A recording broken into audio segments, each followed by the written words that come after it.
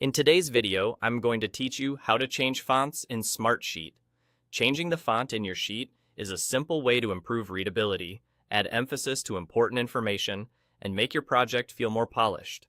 I'll walk you through the process from start to finish and share a few helpful tips along the way so you feel confident doing it on your own. Start in your sheet and decide exactly what you want to update. Click a single cell if you only need to change one item, or drag your cursor to highlight a range if you're updating several cells at once.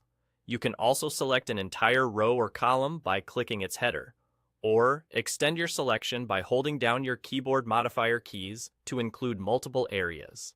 The key here is that whatever you select is what will receive the new font, so take a second to make sure your selection is accurate before moving on.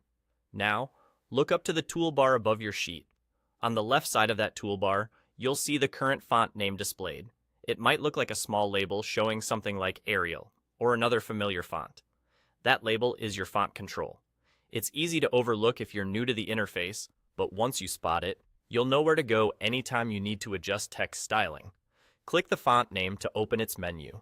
This drops down a list of available fonts, often showing each option in its own style so you can quickly see how it looks. You don't have to guess. Just scroll the list and find the one that best matches your sheet's tone and purpose. Clean, simple fonts tend to be easiest to read when you're managing lots of data, while more distinctive fonts can help with headings or standout sections. When you find a font you like, click it to apply it to your current selection. The change happens right away, so you'll immediately see how it looks in context.